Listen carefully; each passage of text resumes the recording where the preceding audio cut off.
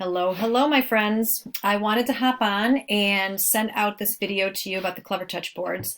I've been having some recent discussions about the CleverTouch and being able to, like, the best way to utilize it while also teaching remote kids. And one of the biggest areas that I think a lot of people use the board and want remote kids to see what they're doing is with the math lessons. So I'm going to show you what I have finally figured out, and hopefully it will work for you guys. So please give me some feedback and let me know. Last year, I know the CleverTouch teachers, we had a short training on Snowflake, right? And the Snowflake software was kind of glitchy, didn't really work well. It's gotten a little bit better, but that is sort of for more interactive activities and lessons. So I do still suggest using that and playing around with it. But the other software program that we can use alongside Lynx is, or alongside the CleverTouch, is called Lynx. I do have to gather up a few more serial numbers, and once I get those from the boards, I will get some license keys for you that I will send out so you can download the Lynx software to your computer as well. So for now, you don't have it, but I will get it to you as soon as I can. So I'm going to go ahead and just give you a quick overview of being able to take an image file, importing it into Lynx, and then writing over it. And while you're in a meet, your students will be able to see exactly what you're annotating on the screen, as well as your students in class. So I think that seems to be one of the biggest issues right now. So I'm hoping I am alleviating that for you. All right, so let me go ahead and open up Lynx. I'm going to go up to my Finder. I'm going to search Lynx. My Lynx software will open up. Basically, the Lynx software is like the Smart Notebook software that comes with the smart boards. This is their version of that whiteboard software, okay? So when Lynx opens up, I'm going to open up a new page, and you'll see these are all my tools up top. I don't know what all of them do yet, so bear with me. I'm learning slowly. And then over here on the left-hand side, you'll see another little taskbar that says Tools, Pages, Content, Websites, and Web Search. Tools is basically when I click a tool up here, I'm able to edit that tool, colors, size, all that different stuff from here. I can go into Pages and create, all of my pages will show up over here, just kind of like a Google slide deck would. Content is any backgrounds that I want to add. They have some paper backgrounds, so like lines you can write on. They've got some geoboard stuff. They also have a lot of other stuff in here for science, math, things like that. Websites, I'm still playing around with. I'm going to be opening a support ticket with them because initially I thought, oh, cool, I can have like dual screens going, right? I can open up Think Central here, Go Math, and open up the student edition, be able to write over it, kids will be able to see it. It doesn't quite work that way. It's not quite that robust. So it's really a basic search program. You can't really search something and then click into things. Like ClassLink I tried to open up, but you can't click inside those apps. So I'm thinking it doesn't really support a lot of interactivity, but you can do basic stuff. And then they also have some of these interactive little game boards that you can pull in and play as well. So, and then media search is just that. You can search for things on your computer, image files, audio files, things like that. Okay, so I'm going to head back over here to my page.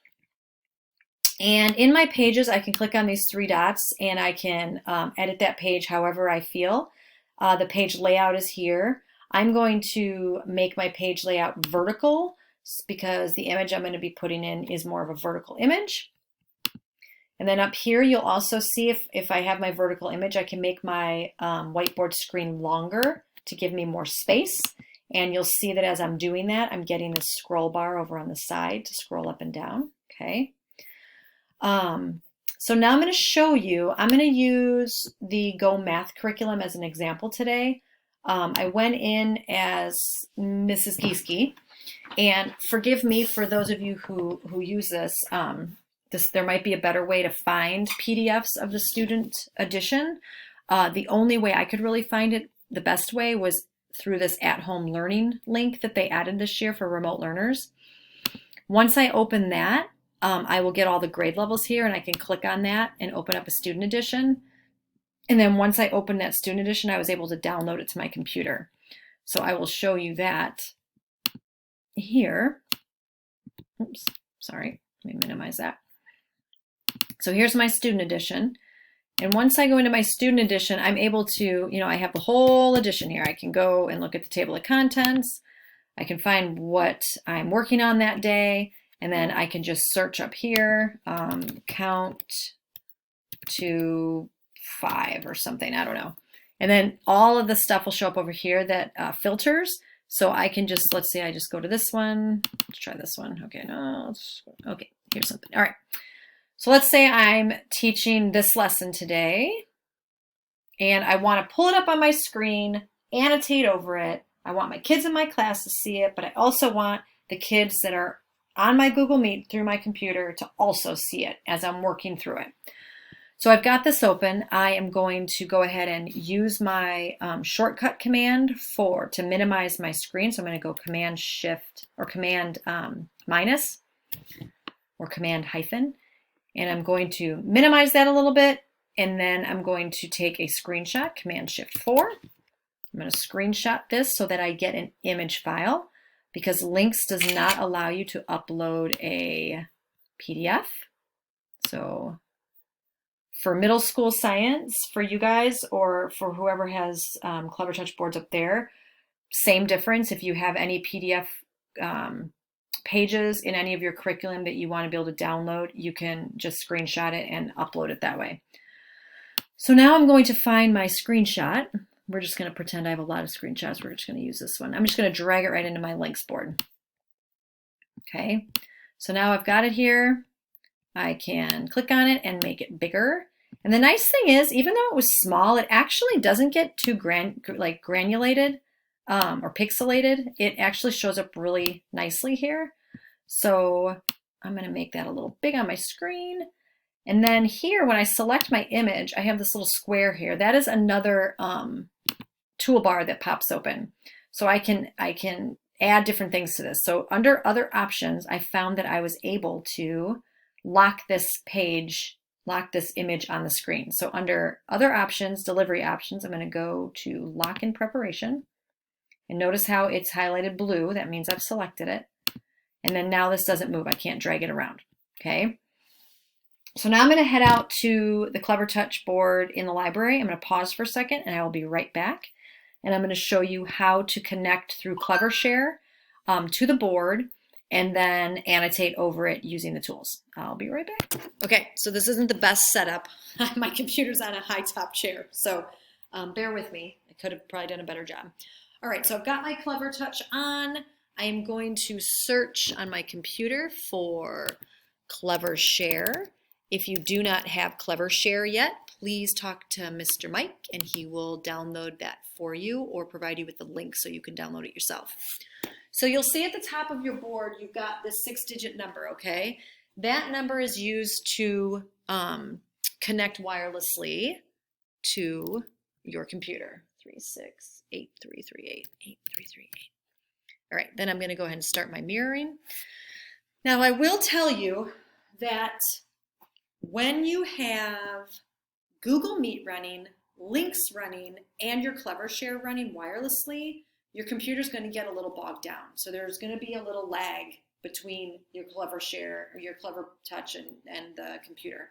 So if you are doing a lesson like this and you have Google Meet open, I highly suggest plugging in through the VGA cable, okay? It just makes the connection a little bit smoother. All right, I'm just going to throw that out there, especially if you're trying to show like a video or something and you have a Meet open. It definitely gets kind of wonky. So, all right, so Lynx, I've got my PDF or my image in here, right? So now I need to decide what pen am I going to use. So I've got my pen. Now there are two pens. There's the pen inside your Lynx software, and then there's the pen that you can use on your CleverTouch. So my CleverTouch over here, if I click that toolbar, I'm going to get my tools that are native to the CleverTouch board. I don't want to use it when I'm using Lynx because the annotations will not show up. They'll show up on my board. They won't show up with my kids in my Google Meet, okay? So I don't want to do that. So I'm going to get rid of that. I want to use the tools that are in the Lynx software. So I'm going to go ahead and select my pencil. Okay, if I wanted to, I can go over here to tools and I can change my colors. I can change the thickness of my lines and whatever I want to do, okay? I can leave that open while I'm teaching if I want to, so it's right there and ready for me.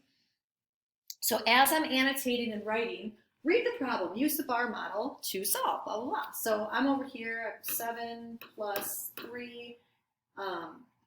You will see it on your screen. My kids will see it on the CleverTouch board. I'm talking, I'm doing whatever I need to do, and sure enough, it's there. Now over on the side, I have to get my selector tool here.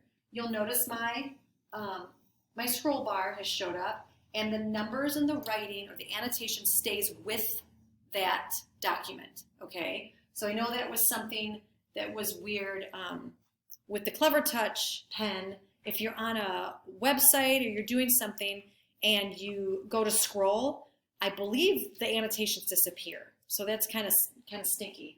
I don't like that at all. That's one thing that hopefully they'll change, because I know Smart Notebook with their Smart Pen software, you could write over websites and different things like that very nicely. So I mean, that's really that. There's a bunch of other tools. Like I said, I'm not even going to get into those today, but I really just wanted to show you and hope that this is something that you will be able to utilize with your kids in class and with your kids remotely.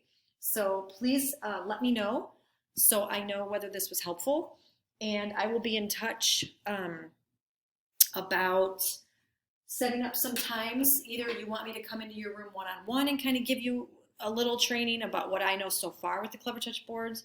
We could do something in the library. We could do, well, it'd be small groups, but we could do something in the library. We could do something over Meet while you guys are able to actually, practice on your whiteboards while we're chatting. I will also send you some links.